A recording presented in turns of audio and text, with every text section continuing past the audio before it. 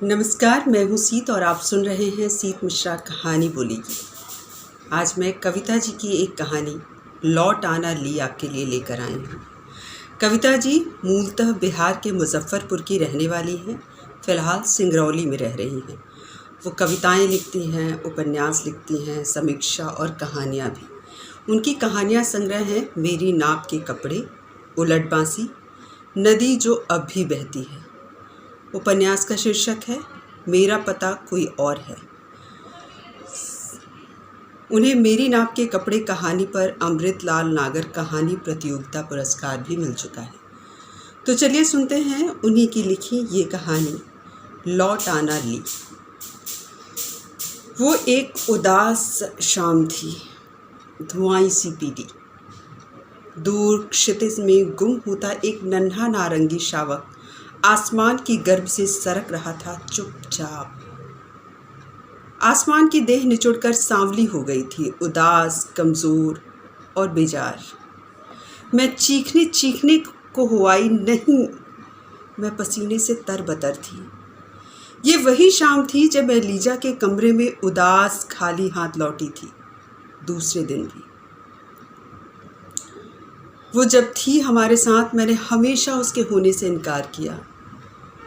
उसे यूं लेती रही जैसे कोई अवांछित मेहमान जो आया है तो चला भी जाएगा।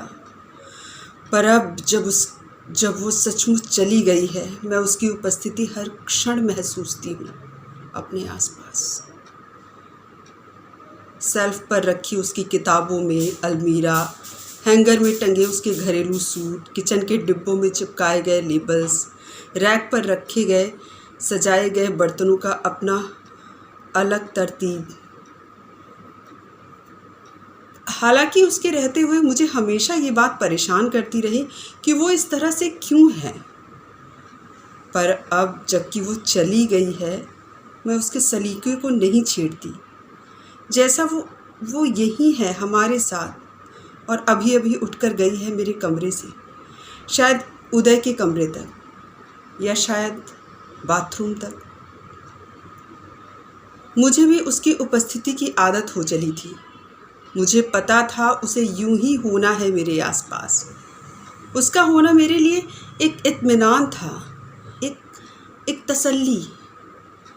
इससे भी ज़्यादा कहीं एक आदत। आदतें ज़्यादा परेशान करती हैं हमें, इंसानों से भी ज़्यादा, स्मृतियों से भी ज़्यादा। शायद नहीं, आदतें और स्मृतियाँ दोनों ही तंग करती हैं हमें बेतरह, बराबर की मात्रा में, न कोई कम न कोई ज़्यादा। स्मृतियाँ उसके भी पास थीं बेपनाह, जिन्हें उसने हमेशा मुझसे बांटना चाहा था। पर मैं ही अब की जब मिलने गई थी, मैं उससे पूछा था, माँ चमेली के वे बेल सूखे तो नहीं? आप अब भी उसे पानी तो देती हैं ना? मेरे कमरे की खिड़कियों में चिड़ियों ने जो घोंसला बना रखा था, उसे उजाड़ा तो नहीं? माँ, उसे बिल्कुल नहीं छेड़िएगा। वो घोंसला चिड़ियों ने बड़े प्यार से संजोया है।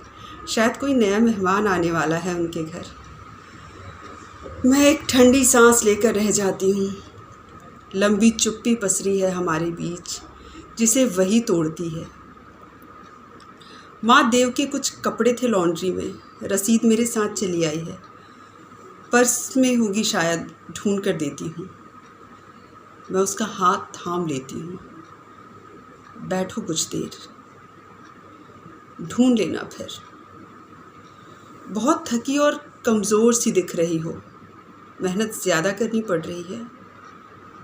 कहीं कोई बात, कोई सिलसिला जमा क्या?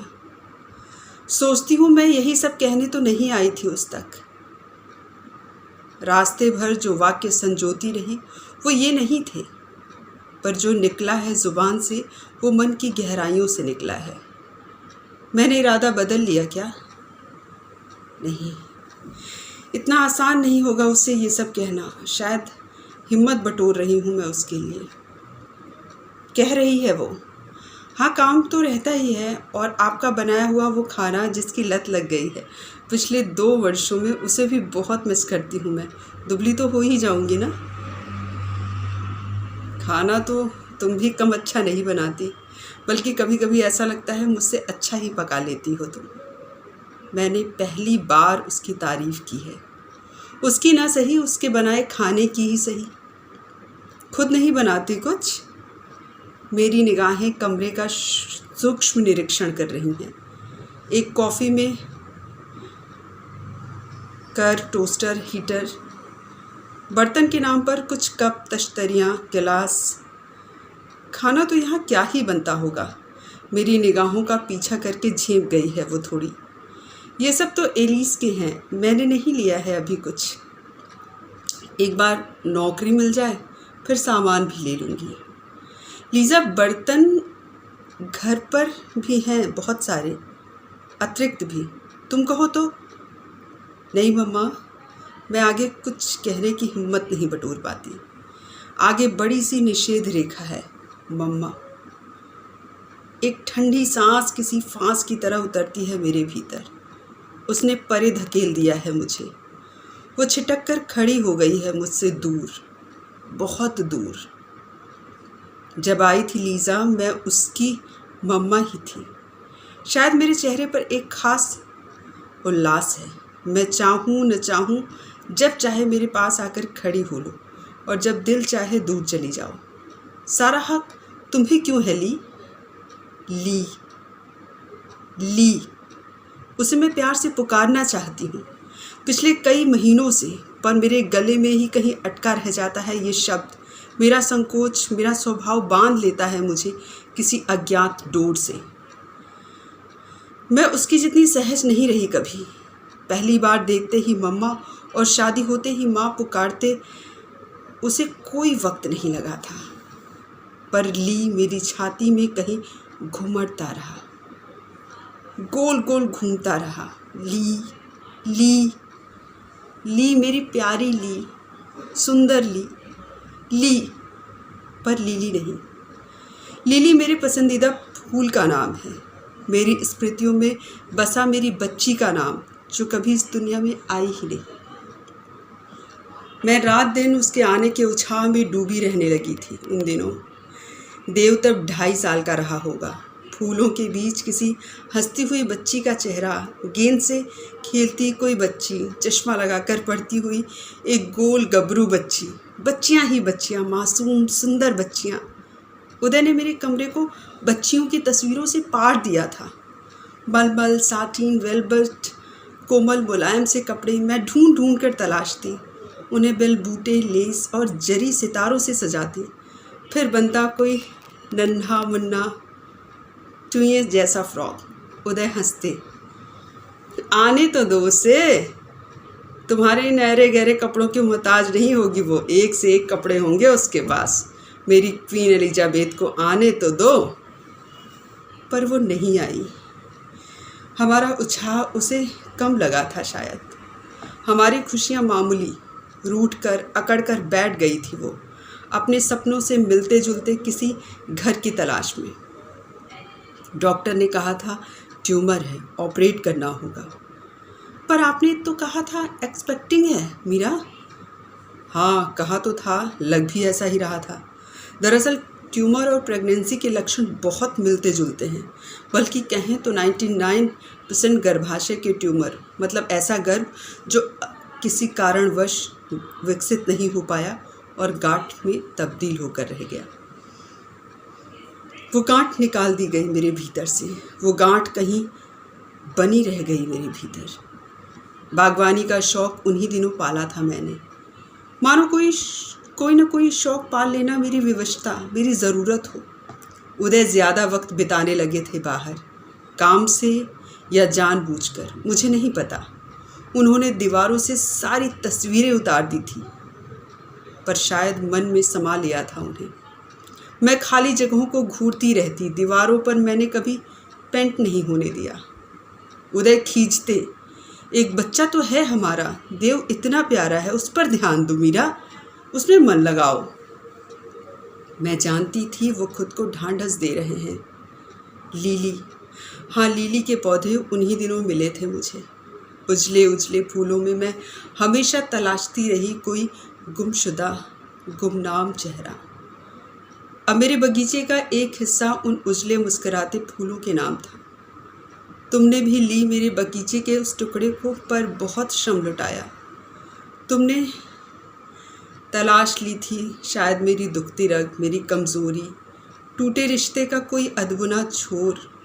उसी के सहारे उतरी थी धीरे धीरे तुम मेरे भीतर, बहुत आहिस्ता आहिस्ता, इतनी आहिस्ता कि तुम न जान सकी थी न मैं कि हम कब समानांतर आकर खड़े हो गए थे। तुमने शायद मेरे चेहरे पर छिपे उलाहने को पढ़ लिया था। रूठे बच्चे को मनाने जैसी एक तरकीब निकाली थी तुमने। माँ, लीले के पौधों की याद मुझे बहुत आती है, बहुत मिस करती हूँ उन्हें। एक छोटे से गमले में एक छोटा सा लीली का पौधा उपहार देंगी मुझे? उसका पल में मुझे यूं गैर बना देना अभी तक अखर रहा है मुझे। उसकी होशियारी, दानिशमंदी को खारिज करना चाहती हूँ मैं। सौगात मांग कर नहीं लिए जाते, बहुत सारे लीली के पौधे मिल जाएंगे फ्लावर प्लैनेट में, ले लेना। पर वो मेरी माँ के बाग के तो नहीं होंगे ना, मेरी माँ द्वारा पाले पोसे हुए, संवारे हुए। इस लड़की में ज़िद बहुत है, सहने की शक्ति भी बहुत, इसी से हार कर भी जीत जाती है वो। पर क्या सचमुच? वो तो चाहते न चाहते हार चुकी है अपनी ज़िंदगी का सबसे बड़ा दाव, और उसकी हार मेरी भी हार है। मैं जाकर उसके समानांतर खड़ी थी, उससे एक हारी हुई लड़ाई लड़ती हुई, अपने पराजित दंभ के साथ। उसका टूटना दरकना क्यों नहीं दिखा मुझे? कितनी अकेली होगी वो। और वो जब भी मेरे पास आना चाहती थी, मुझसे कुछ कहना चाहती, मैं उसे परे धकेल देती। मुझे कुछ भी क्यों नहीं महसूस हो सका कभी? मुझे हमेशा उसका रिश्ता सहज सामान्य क्यों लगता रहा? मैं अपने ओढ़े हुए दुख अवसाद में इस तरह कैसे डूबी रही, आत्मलीन। माँ, एक बात कहनी थी मुझे आपसे। कहो। आप अपने सिर पर कोई बोझ नहीं लेंगी, आप इन बातों के लिए कहीं से भी जिम्मेदार नहीं। बोझ तो है मेरे सिर पर, और गलत भी नहीं है। किस दुनिया में खोई हुई थी मैं कुछ क्यों नहीं? तुम चाहो तो मेरी इस पीड़ा को थोड़ा कम कर सकती हो। नहीं माँ, आप कुछ नहीं कहेंगे इससे आगे, मैं मान नहीं सकूंगी आपकी बात। वो लेटे से उठकर बैठ गई है, उसका चेहरा उत्तेजना से लाल हो रहा है। फिर माँ क्यों कह रही हो मुझे? वो घर सिर्फ आपका नहीं है, औरों का भी है माँ। वहाँ रहकर अब चैन से नहीं जी सकूंगी मैं। देव के होने न होने से कोई फ़र्क नहीं पड़ता। स्मृतियाँ उनका क्या करूँगी मैं? थोड़ा सा चैन, थोड़ी सी राहत नहीं देखना चाहेंगी आप मेरी ज़िंदगी में? मैं आवाक हूँ। अब कौन सा तर्क? मुझे फिर पराजित होना होगा इसकी ज़िद से, लौटना होगा सिर्फ इसकी स्मृतियों के साथ। मैं हार गई हूँ लीजा से, अपनी ली से नहीं। मैं घर में लौटी हूँ अकेली, पर शायद अकेली नहीं। काले घुटनों तक लंबे फ्रिल वाले फ्रॉक में वो भी घुसी है मेरे पीछे। मम्मा देव हैं क्या? मैं चौंकती हूँ इस तरह उसके घर में घुस आने पर, अनाधिकार मम्मा पुकारे जाने पर। मैं देखती हूँ उसे गौर से। सुथरे रंग और बड़ी बड़ी आँखों वाली ये लड़की कौन है मेरी? मैं ऐनक के भीतर छिपे उसकी आँखों को पढ़ना चाहती हूँ। देव की ये किताब छूट गई थी मेरे पास, उसे पढ़ना हो शायद। मैं किताब समेट लेती हूँ अपने हाथों में, उससे कुछ नहीं कहती। देव बाजार गया है, बैठो, पानी पियोगी, कौन हो तुम, कहाँ रहती हो, कुछ भी नहीं कहती। मैं उसके यूं आने और चले जाने से हतप्रद हूँ। मम्मा नहीं मैं उसकी, मैं तो सिर्फ देव की मम्मा हूँ। उसने मुझे मम्मा क्यों कहा? मैं नाराज़ होना चाहती हूँ उस भूरी आँखों वाली लड़की से, पर नाराज़ नहीं हो पाती। खींचकर मैं किताब पटकती हूँ, जैसे छुटकारा पाना चाहती हूँ उससे। उसके द्वारा पुकारे गए संबोधन से। देव तभी दाखिल हुआ घर में, गिरे हुए किताब को उठाता हुआ हौले से मुस्कराता है। लीजा आई थी क्या माँ? पगली है बिल्कुल। मैं गुमसुम खड़ी हूँ, दरवाजे को कसकर पकड़े हुए। जैसे हट गई दरवाजे से तो पुनः वो आ धमकेगी। पागल लड़की। वो अक्सर आने लगी है मेरे घर, अधिकतर देव की बातों में, कभी कभी उसके संग संग। मैं देख रही थी देव की रुचि वेस्टर्न क्लासिकल में बढ़ रही थी। वो कई बार कम सितंबर की धुन गुनगुनाता।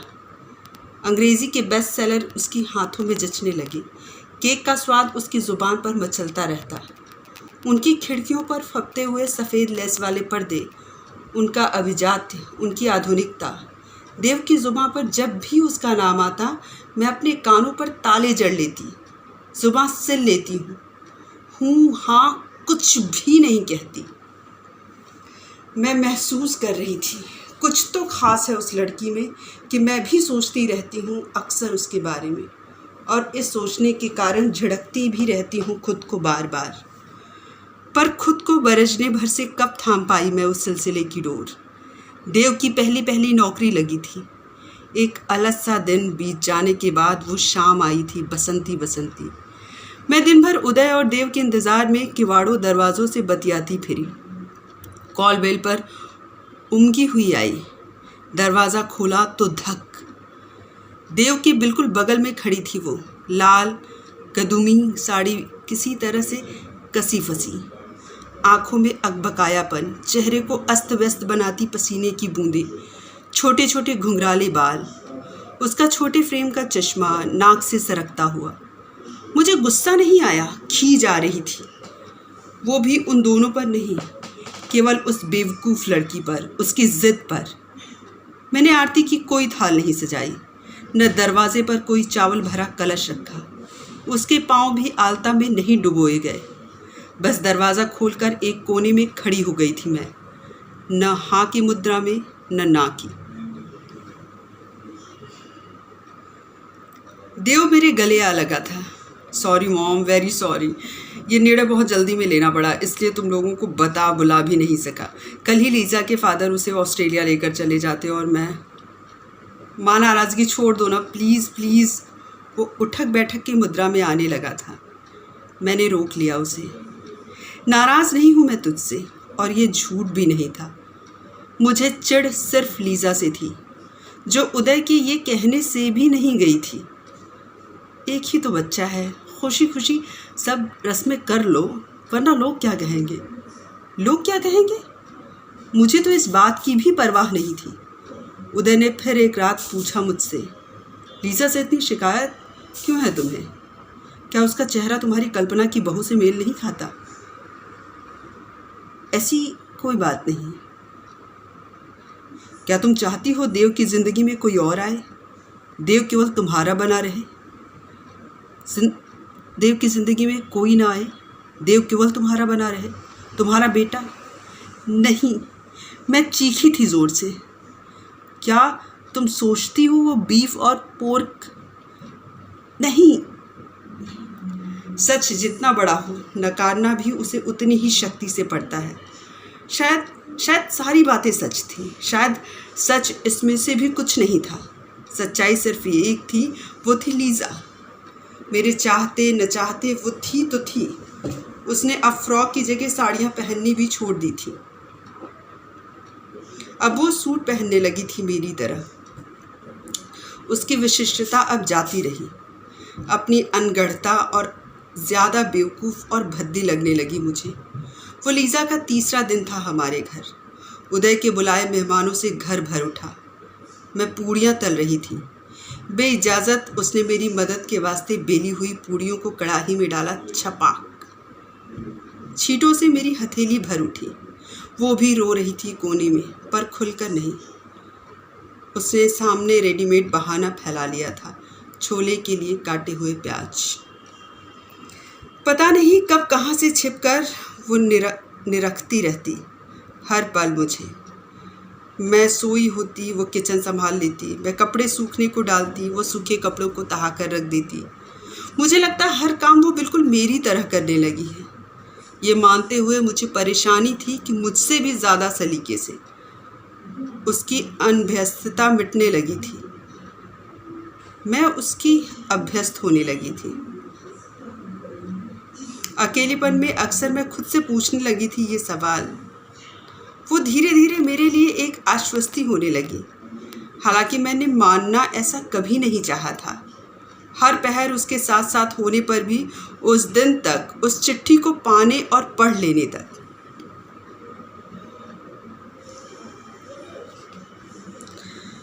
माँ, मैं जा रही हूँ। देव को अब मेरी ज़रूरत नहीं रही। उसकी अब एक अलग दुनिया है जिसमें मेरी कमी उसे खलती नहीं। देव से मुझे कोई शिकायत नहीं। उसने कभी भी मुझे कोई शिकायत नहीं की, ना ही कोई गलत व्यवहार। पर बर्ताव अच्छा हो या बुरा, उसे करने के लिए एक खास निकटता की ज़रूरत तो होती ही है। वो निकटता, वो घनिष्ठता ही ख़त्म हो चली है हमारे बीच से। कब, कैसे, ये मैं भी नहीं जान पाई। और अब जबकि वो लगाव ही नहीं रहा हमारे बीच, महज एक खाना पूरी पूर्ति की तरह आप सबके बीच बने रहने का कोई मतलब नहीं समझती मैं। देव और पापा को ये खबर आप दे देंगी। उस शाम उदय को फ़ोन करके मैं ढूंढती रही हर तरफ, क्लब, दोस्तों के घर, बियर बार, हर जगह। कहीं से घूमता घामता मेरा संदेश मिल ही गया था उन्हें। नाराज से घर में घुसे थे। ऐसी भी क्या ज़रूरत आन पड़ी थी मेरी आंखों में सूखे हुए आंसुओं की लकीर उन्हें नहीं दिखी थी। मैंने चुपचाप चिट्ठी उनकी तरफ सरका दी। वे पढ़ने के बाद बहुत देर तक चुप रहे। देव को इन्फॉर्म किया? नहीं, मेरे पास उसका नया नंबर नहीं था। उन्होंने देव को फ़ोन लगाया। रिंग होने लगी। फ़ोन मुझे थमा दिया। लीज़ा चली गई बेटा। कहाँ? इस घर से। क्यों? ये तो तुम ही समझ सकोगे। ठीक से दूसरी तरफ एक लंबी चुप्पी। वो रूठ कर गई है बेटा, उसे मना कर ले आओ। तुम गए तो वो नहीं जा पाएगी। अभी छुट्टी नहीं मिल पाएगी। मार्च का महीना है माँ, किसी भी तरह संभव नहीं है। वैसे भी वो जाएगी कहाँ, कोई रिश्तेदार भी यहाँ नहीं है। लौटेगी जब मन होगा। नहीं बेटा, ऐसे नहीं लौटेगी वो। तुम फ़ोन ही कर दो, नंबर मैं दे देती हूँ। नंबर लिखवाते वक्त मुझे ये एहसास बराबर है कि वो नंबर लिख तो रहा है ना। मैं लीज़ा को फ़ोन करती हूँ। माँ, बताया देव को? अभी तक फ़ोन नहीं आया इसके पास। उदय चुप है, बहुत चुप, हमेशा के विपरीत। खाना भी खाते हैं तो बस एक दो कौर। आज वे बहुत दिनों बाद मेरे बेडरूम में हैं। मुझ बुद्ध बनी को कंधे से हिलाते हुए। ऐसे हिम्मत नहीं हारते मीरा, तब भी जब हमारे हाथ में कुछ न हो। हाँ, तब भी जब हौसले की ज़रूरत और ज़्यादा होती है। तुम देव से लीज़ा को वापस लाने के लिए क्यों नहीं कहते? ये उनकी अपनी ज़िंदगी है, उन्हें अपनी तरह से जीने दो, फैसले भी खुद ही लेने दो। मैंने तो हमेशा उनके फ़ैसलों की इज्जत ही की है। मैं नाराज़गी में मुंह फेर लेती हूँ दूसरी ओर। वे मेरा चेहरा घुमा ही लेते हैं जबरन अपनी तरफ। जाने वालों का पीछा नहीं करते। हम बरसों बरस पीछे लौट रहे हैं। मेरी आंखें रुआंसी हैं, उनका कंधा नम। पर गम शायद सबसे ज़्यादा उन्हें ही होता है। भटकते वे ही हैं दिन रात। घर उन्हें रास नहीं आता। अंतर था दोनों की भटकन में। वे बाहर बाहर भटकते रहे, मैं भीतर भीतर। अपनी अपनी तलाश लिए। तलाश, सिर्फ तलाश। मैंने ढूंढ भी ली थी कोई क्षणिक शांति लीली के पौधों में। पर उदय, हम बरसों बाद हिलक रहे थे, पोंछ रहे थे एक दूसरे के आंसू। आपसे ही तो सबसे ज़्यादा बातें करती थी वो, पर प्यार सबसे ज़्यादा तुमसे। हाँ, इसी प्यार ने उसने खो दिया अपना सारा सुख। इस अभागे ने मुझको जीतने या पा लेने की ज़िद में अपनी विशिष्टता, अपनी पहचान, अपने लिए देव की ललक, मेरी परछाई बनती गई वो, जिसके आसपास सिर्फ और सिर्फ अकेलापन था, जिसकी किस्मत में सिर्फ खुद से बातें करना लिखा था। मैं कहना चाहती थी उससे, पर कह नहीं पाई कभी। मत खो अपनी पहचान, कहीं की नहीं रह जाओगी। दोष सिर्फ मेरा है, सिर्फ मेरा। मैंने प्रत्यंचा ढीली की होती तो देव के बारे में वो सोच पाती, देव के लिए वक्त निकाल पाती। दोषी केवल मैं हूँ उदय, सिर्फ मैं। अगर दोष का पता चल जाए तो उसे संभाल लेते हैं मीरा। तो मैं उसे वापस लेने जाऊँ? मैंने ऐसा कब कहा? मैंने सिर्फ गलती सुधारने की बात कही। मैं इन्हीं बातों के बहलावे में लीज़ा तक गई थी और लौटी हूँ खाली हाथ। लेकिन शायद मुहावरे में ही। मेरे हाथों में तो ड्राई क्लीनर की रसीद है, देव के कपड़ों की। उदय बहुत दिनों बाद सरेशाम घर में है। पूछते हैं चाय पियोगी? मैं इशारे में कहती हूँ हाँ। मैं लीज़ा के कमरे में हूँ। उसके कमरे को ठीक उसके ढंग से सहेज दी। उसके कुछ अच्छे सूट निकाल कर रख लिए हैं मैंने। अब की जब लिली का पौधा देने जाऊंगी तो मैं और उदय संग संग बैठे चाय पी रहे हैं कि फ़ोन की घंटी बजती है। मुझे लगता है देव होगा या हेलो लीज़ा, मैं स्त्री स्वर को भांप कर कहती हूँ। मैं डॉक्टर सुनीता अग्रवाल बोल रही हूँ, गायनो, आपकी फैमिली डॉक्टर। कहिए कैसी याद आई हमारी? लीज़ा ने कहा नहीं कुछ आपसे? नहीं तो वो शायद मानसिक रूप से तैयार नहीं है इस स्थिति के लिए। यहाँ भी सुनकर घबरा उठी थी मैं। देव से बात कर सकती हूँ? वो नहीं है। लीज़ा, आप मुझे बताइए ना क्या बात है। लीज़ा का फीका कुम्हलाया चेहरा मेरी आंखों के आगे तैर जाता है। प्रेग्नेंट है वो, 2.5 महीने के लगभग। वो अबॉर्शन कराना चाह रही है, जबकि उसकी रिपोर्ट, उसकी जान को ख़तरा भी हो सकता है। बहुत ज़्यादा एनीमिक और कमज़ोर है वो। रिपोर्ट अभी अभी मेरे पास आई है। मेरे हाथों से फ़ोन का चोंगा छूट गया है। किसका फ़ोन था? लीज़ा प्रेग्नेंट है, अबॉर्शन चाहती है। उदय का मुंह खुला का खुला रह गया है। आप समझाएंगे उसे? नहीं नहीं, उनकी आवाज़ कमज़ोर है पर धीमी नहीं। मैं जाऊँ? तुम्हारी मर्ज़ी। मैं कश्मकश में हूँ। मेरी आंखों के आगे देव का बचपन है, उसके खेल, किलकारियाँ। कोई औरत ऐसे कैसे? मैं बहुत दिनों से बंद अलमारी का एक खाना खोलती हूँ। मेरे हाथों में छोटे छोटे फ्रॉक हैं, सुंदर सलोने फ्रॉक। मेरी उंगलियाँ जिन्हें सहला रही हैं।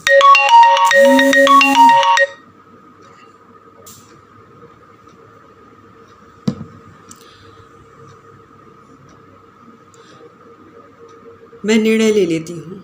मैं लीज़ा से बेहिचक कह देती हूँ मन की बात। लेकिन माँ, मेरी नौकरी ज़रूरी है, ये आप कह रही हैं। मैं इस बच्चे को लेकर, वैसे भी मार्केटिंग का जॉब होगा मेरा। इतनी औरतें पेट में बच्चा लेकर नौकरी करती हैं, बाद में भी।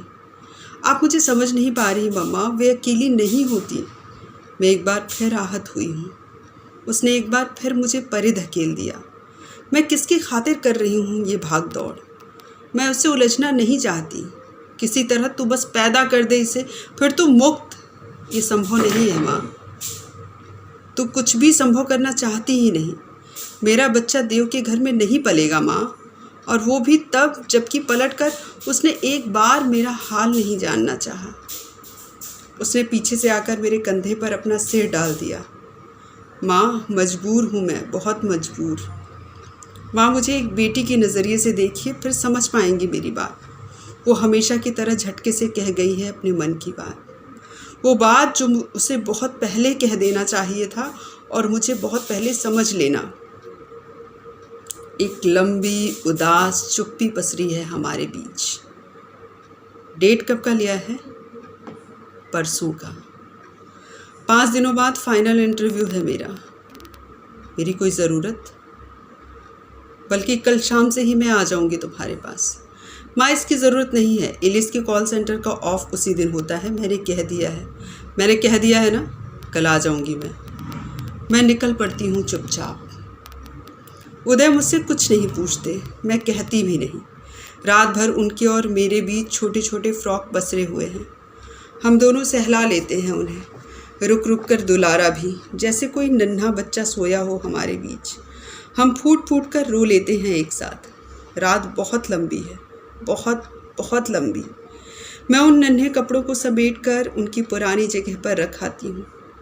किस आशा में?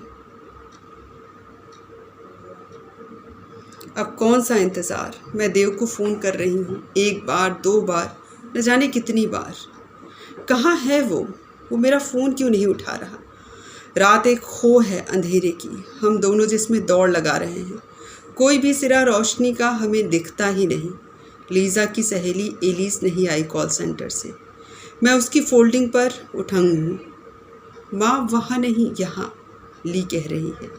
मैं चुपचाप उसके बिछावन पर आ बैठती हूँ। उसने चुपके से मेरे गोद में अपना सिर रख दिया है। माँ, मैं भी चाहती थी ऐसा, पर कोई दूसरा उपाय भी नहीं मेरे पास। एक बार देव से बात करके तो देख। नहीं माँ, जब उसने एक बार भी हाल तक नहीं पूछा मेरा, मैं फ़ोन करूँ? नहीं माँ, आप तो मेरी माँ है ना। माँ, मुझे आपसे कभी कोई शिकायत नहीं रही, मेरी ज़्यादतियाँ और नाराज़गी के बावजूद। हाँ माँ, मुझे आप में हमेशा अपनी माँ दिखी, अपनी लाचार बेबस माँ, प्रेम के चुक जाने के बाद प्रेम का अभिशाप ढोती माँ। प्रेम का जीवन से चुक जाना बड़ा दुखद होता है ना माँ। मैं वैसी ज़िंदगी नहीं जीना चाहती। माँ को और आपको भी घुट घुट कर जीते देखा है मैंने, और वहीं से ले आई ये निर्णय। उदय वैसे नहीं है जैसा तुम उन्हें समझती हो। तुम तक आप आई तो उन्हीं के संबल से। वे अब शाम को जल्दी लौट आते हैं घर। आज चाय भी उन्होंने ही मुझे बनाकर पिलाई। ये तो अच्छा हुआ, मेरे चले आने से कुछ तो सुधरा। मुझे एक तसल्ली तो होगी। अपने और देव के रिश्ते को नहीं बचा सकी, पर मेरी अनुपस्थिति ने आप दोनों को पास ला खड़ा किया। नहीं तो हमेशा मुझे ये दुख सालता, मैं आपको अकेली छोड़कर चली आई। स्वार्थी हो गई मैं। चलो, तुमने ये तो माना कि बदलने की गुंजाइश हर जगह बनी होती है। देव भी। मैं किसी चमत्कार की प्रतीक्षा में अपनी ज़िंदगी नहीं गुजारना चाहती माँ। कल की कल देख लेंगे। अभी तो अकेलेपन के साए इतने बड़े हो उठे हैं कि भाग जाना ही उचित समझा मैंने। मैं माँ नहीं होना चाहती थी माँ, नहीं आपकी जगह लेना, और ज़्यादा असुरक्षा बोध मैं झेल नहीं पाती। ज़िंदगी भर तो उसी के साए में पली बढ़ी हूँ मैं। देव को पाकर लगा था अब सुरक्षित हूँ मैं। ज़िंदगी एक सरल सीधी रेखा की तरह गुजार सकती हूँ मैं। माइनॉरिटी का वो लेबल, बाहर के होने का वो ठप्पा अब मेरे सिर से उतर जाएगा। अब एक सहज सुरक्षित ज़िंदगी जी सकूँगी मैं अपना देश छोड़कर नहीं जाना चाहती थी। अपनी माटी, जहाँ पली बढ़ी हूँ मैं, जहाँ का संगीत मेरे दिलो दिमाग को उद्वेलित करता है, जहाँ की हवा की खुशबू मुझ में खुशी का एहसास जगा जाती है, जहाँ के जीवन का एक अटूट हिस्सा मैं खुद को मानती हूँ। लेकिन पिता मुझसे ठीक विपरीत सोचते थे। असभ्य जंगली लोगों पे भरोसा नहीं किया जा सकता। सभ्य तो हम ही ने इन्हें बनाया। शिक्षा, सभ्यता, आधुनिकता, सब तो इन्होंने हमसे ही लिया। हमारे साथ ही ऐसा बुरा व्यवहार, कभी किसी पादरी की हत्या, कभी किसी नन को नंगा घुमाया जाना। कीड़ों जितनी औकात भी नहीं थी इनकी, और अब हमें ये देश छोड़ देना चाहिए जितनी जल्दी हो सके। पिता ने लाख चाहा कि मैं उनकी तरह हो जाऊं। मुझ में माँ ज़्यादा थी, इस मिट्टी से बनी, इसी मिट्टी की तरह सहनशील, भोली भाली, अनगढ़ सी मेरी माँ। पिता के दिए सारे हिदायतों और ट्रेनिंग के बावजूद मैं उतनी ज़्यादा सिविलाइज्ड नहीं बन सकी।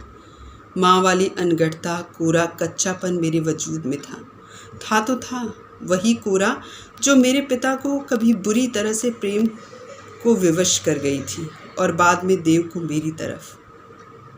मेरे पिता केरल के क्रिश्चियन थे, डिक्रूज।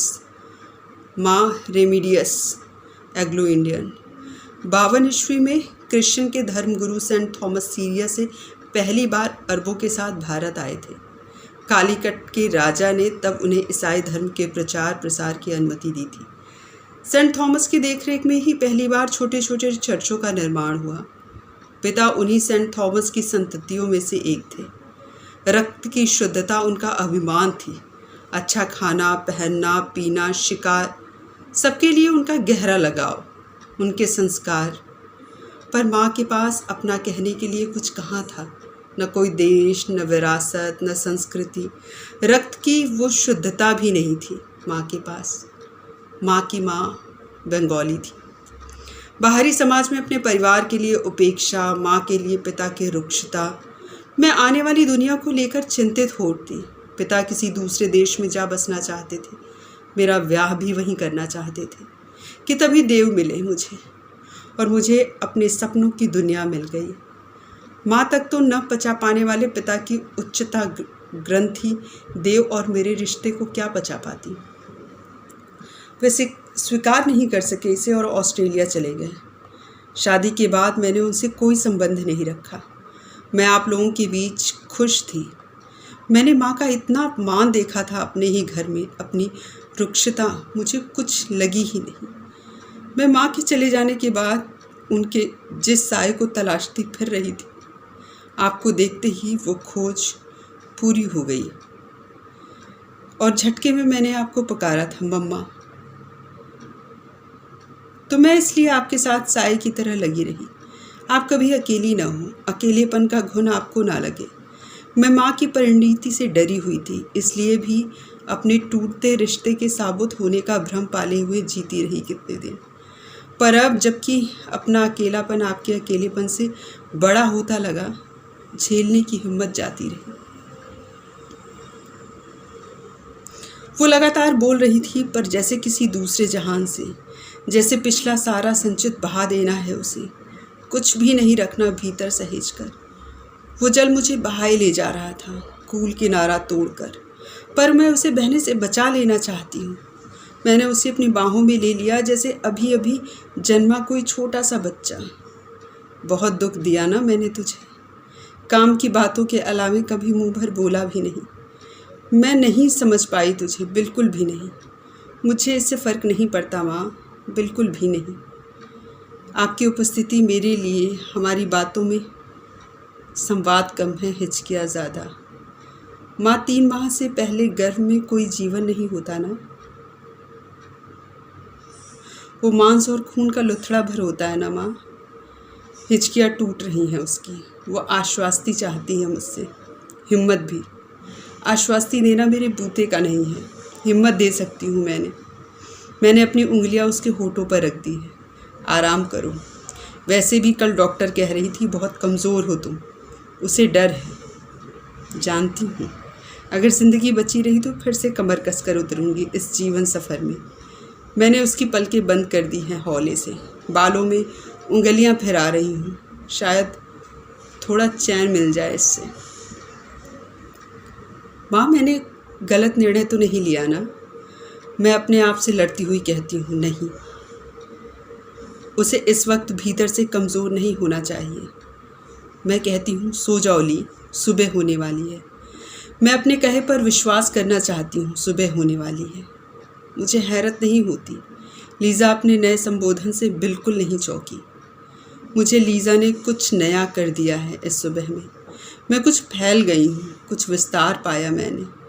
कोई पीड़ा जो अब तक सांस की तरह सांसें ले रही थी मेरे भीतर, अब नहीं है।